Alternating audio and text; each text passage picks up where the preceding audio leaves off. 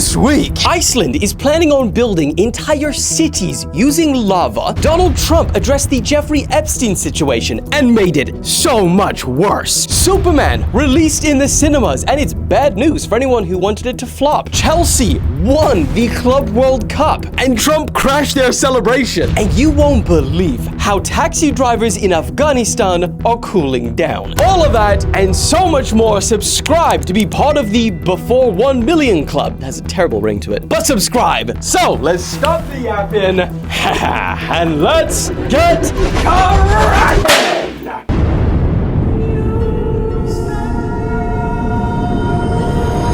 Okay, let's start with this one today because I think it is the coolest out of everything we're talking about today. You won't believe what they are trying to do with their lava in Iceland. Honestly, giving it the most dystopian aesthetic I've ever seen. But hear me out. I know you're probably thinking, Iceland? Lava? What?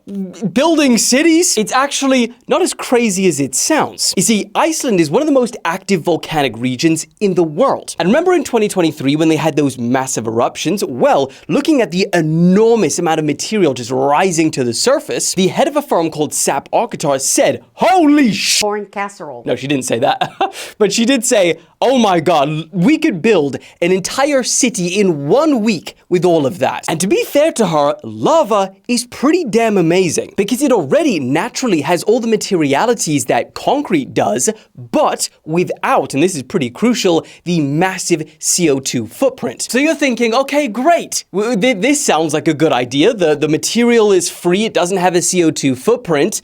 How are you gonna do it? Well, the project already has 3 speculative ideas on how to build Lavaland. Imagine Lavaland in Iceland.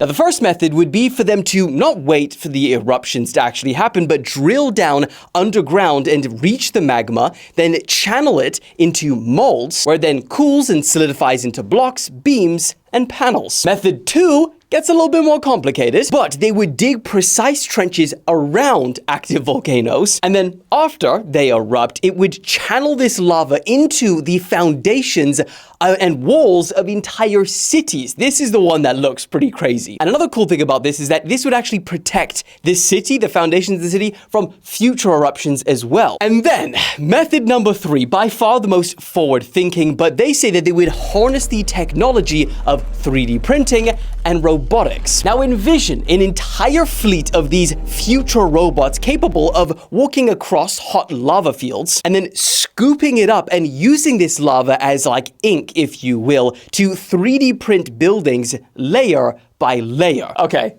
fine. That one is just as crazy as it sounds, but the other 2 methods, fairly doable. And hey, I know that you're probably thinking this does sound crazy, but remember, we have the line, Saudi Arabia, a freaking 170-kilometer skyscraper in the desert.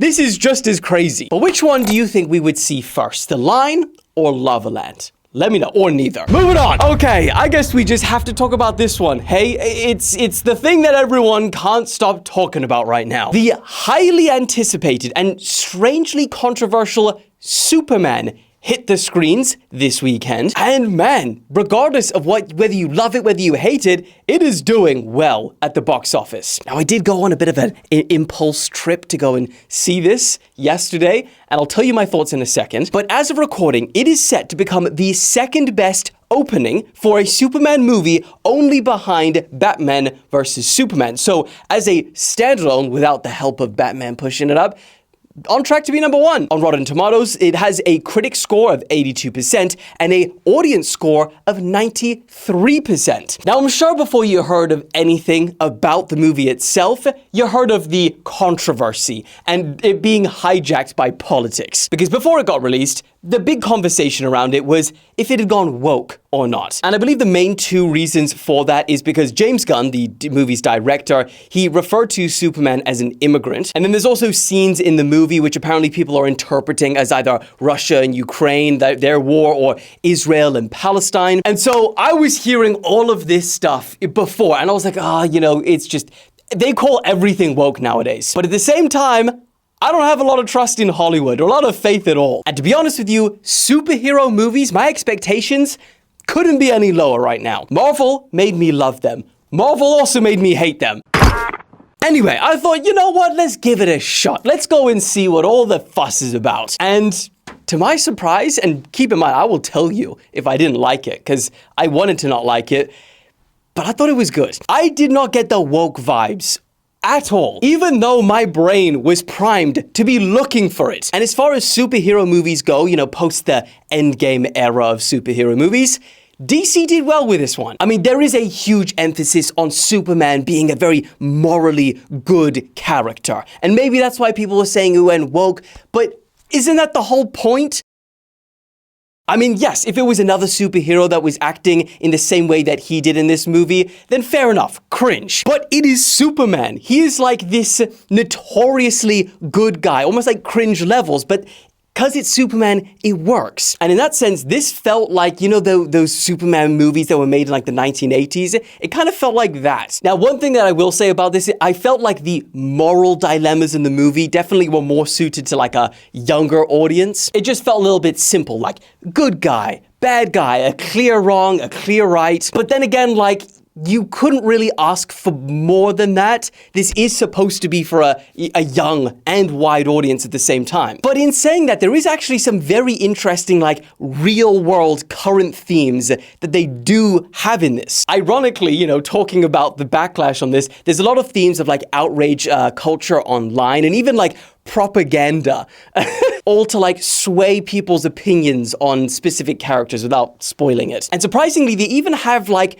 the complexity of geopolitical issues in there as well, which I didn't expect, but it made, you know, that's the main thing that everyone's talking about right now. And so it felt like it gave the whole Superman franchise a very current and relatable feeling. And let me just cut you, before I start adding a segment into my things, reviewing movies each week, this is the first time, and this is the only time, but I will say, thumbs up. I think it's worth a watch. I don't think it's anything crazy. I wouldn't be like, oh, best movie ever. But I think if you went in there without crazy high expectations, you'll enjoy it. And I think it's a good builder phase for DC. Moving on. Okay, I can't believe we're even talking about this, but somehow the Epstein situation just keeps on getting bigger. That's because Trump made supporters even more angry with his response to the whole situation, and he responded with a paragraph. Wired said that the footage that they released, which they claimed was raw, was edited, and then the head of the FBI, Kash Patel,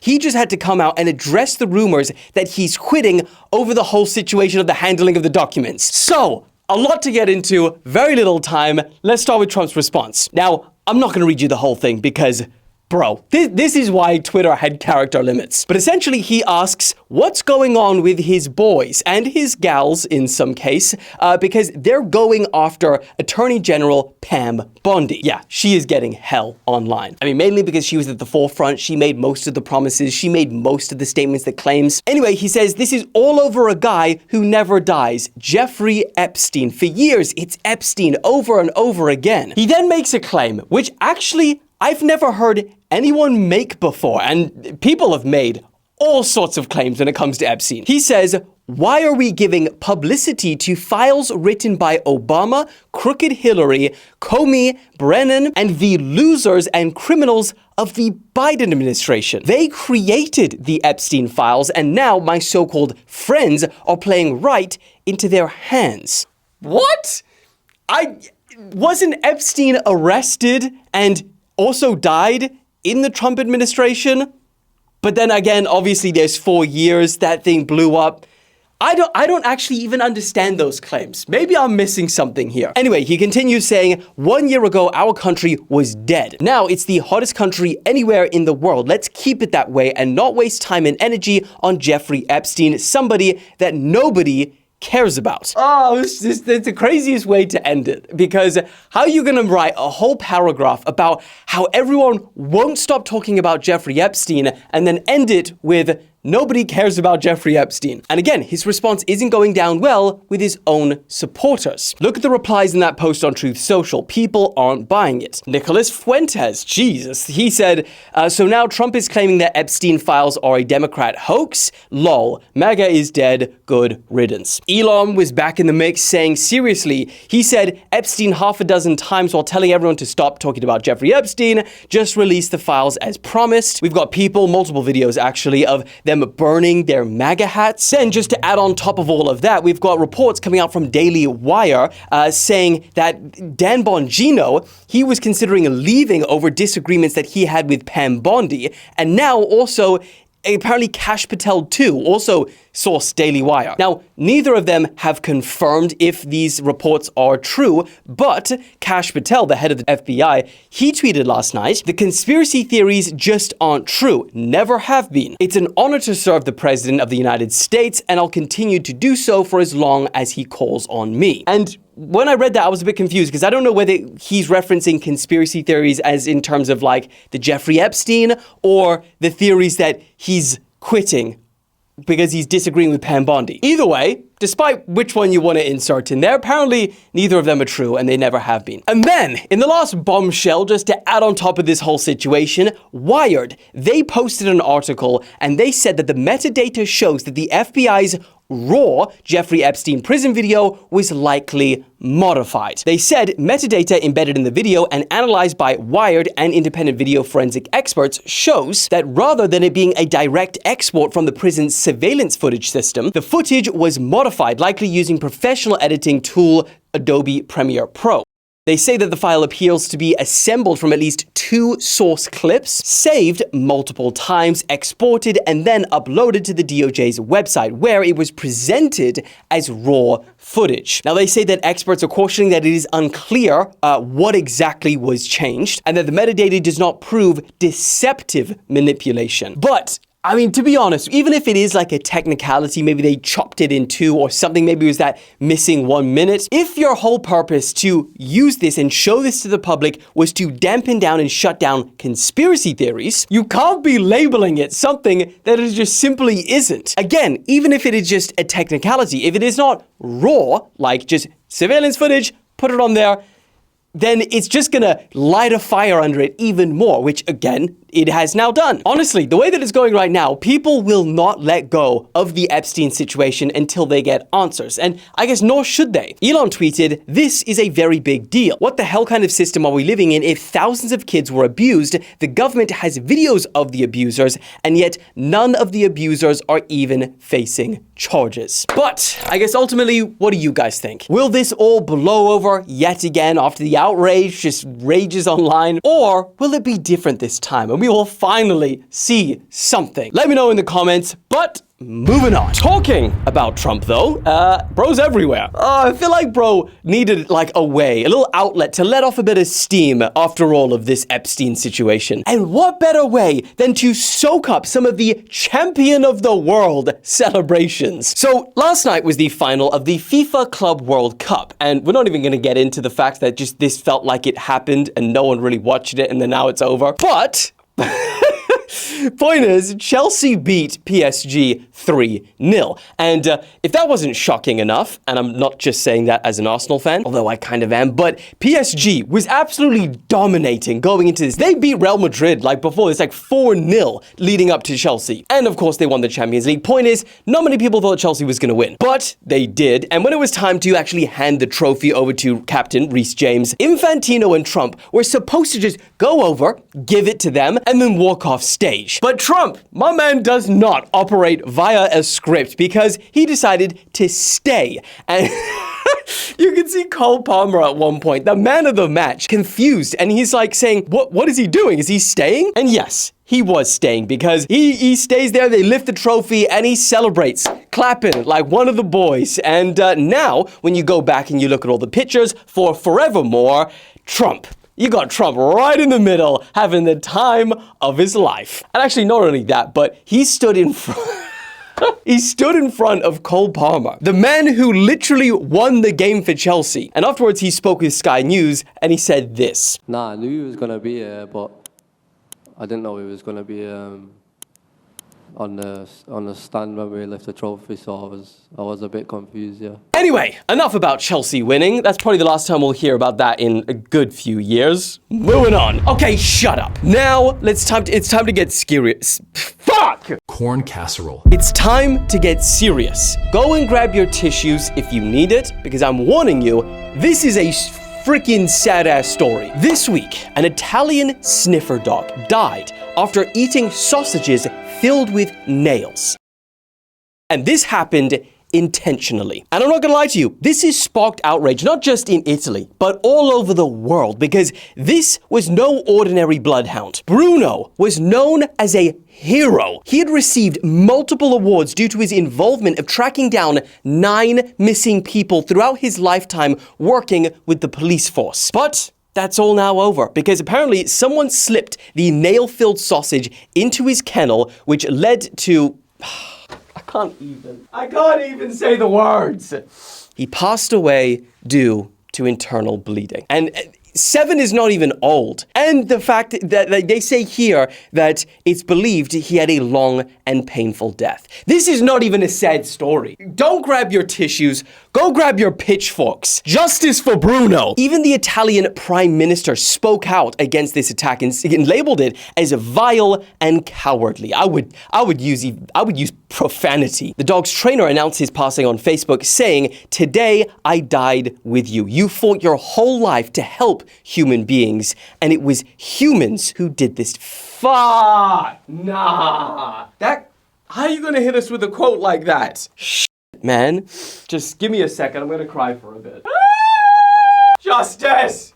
Justice for Bruno! Now, the only good news about this whole situation is the fact that the trainer says he knows who did this to Bruno and that they would pay for what they have done. I feel like there's a big backstory behind this, because how do you know? And was it because of the trainer? Maybe they had beef with the trainer? I don't know. I don't even want to speculate because this shit is too sad. If the perpetrator is convicted, he will face up to 4 years in prison and a 60,000 euro fine. Bro should get life. Moving on. That's it. I need to get my anger out. 3 sacrificial lambs. Thank you for your bribes, but whoa, you're getting, you know what? You're getting a Boeing today. Always remember, they sacrificed themselves for the Empire to remind you to subscribe. Subscribe to the channel. Okay, it is time for the special event. And I say special because, say it with me now, and it is gonna be an extra unique one today because listen to our first story. Japan this week just broke the world record for the fastest internet ever achieved. 1.02 petabits per second. What the fuck? Corn casserole. Is a petabit. Now to put this speed into perspective, because no one knows what a petabit is, it would allow you to download everything on Netflix in a single second. Yeah, that's what I'm talking about. Or you could stream 10 million Ultra HD 8K videos all at once. And to make this even more impressive, Japan did this not just in a single small little area. They reached this speed at a distance of 1,808 kilometers. And I can't even get freaking internet in this garage in the UK. What are we doing? Next, speaking of rapid fire speed, I told you this was a special one. China may have just developed the fastest train of all time, and it potentially can travel you faster than planes can. Yeah, this is starting to get tricky. At a recent demonstration in the Hubei province, engineers used a magnetic levitation technology to successfully trial a train accelerating at 404 kilometers. No, that's not kilometers. That's miles an hour inside a vacuum tube. And to make it crazier, in previous design concepts, they believe that this can reach speeds of up to 620 miles per hour. And that's actually faster than most commercial planes because they usually travel between 450 and 475 miles per hour. And apparently the reason they're even thinking they're able to achieve this is because they used, just ready for this, the electromagnetic propulsion and suspension system made the train levitate above the track, which eliminated the friction and allowed it to zoom. That's basically a commercial plane. It's not touching the ground. Bro, China's always cooking up some crazy shit.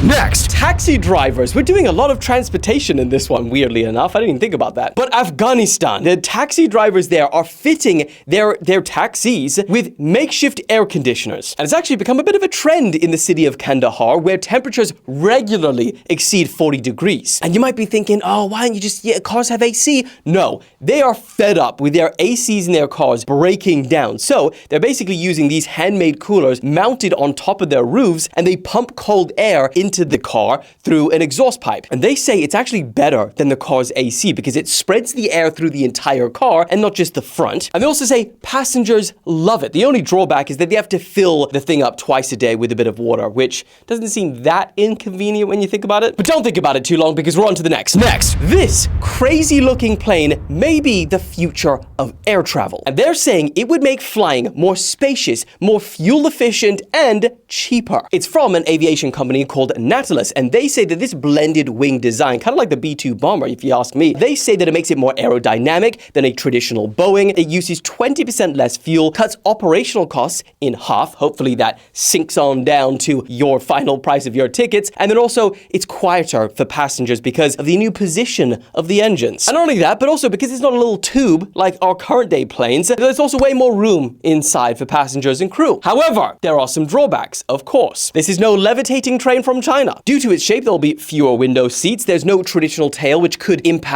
its stability and control. And there's also some concerns that it would fail safety regulations because it has reduced emergency exits. But yeah, Boeing seems to find a way to get through all this. I'm kidding. Next, I promise this was not intentional. I don't know why I put this story straight after that joke, but let's talk about it. Remember that Air India plane crash last month? 260 people dead? Well, this week we've got an investigation that may have just discovered the cause.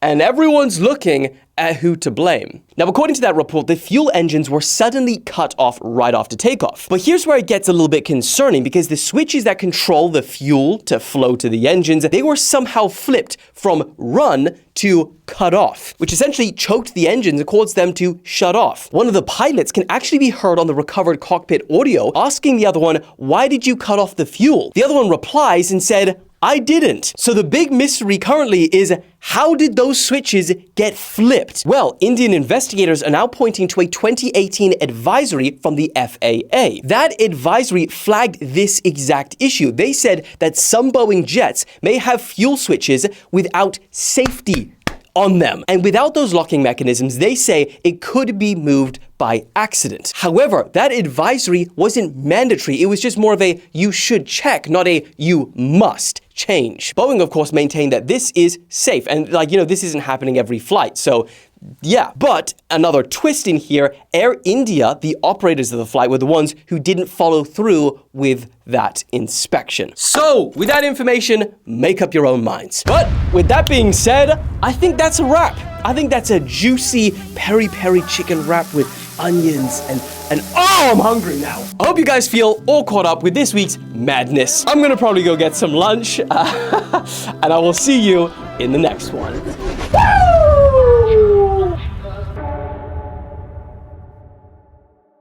Hi everybody, I'm gonna be baking some chicken, and today I'm gonna show you how I make it, step by step.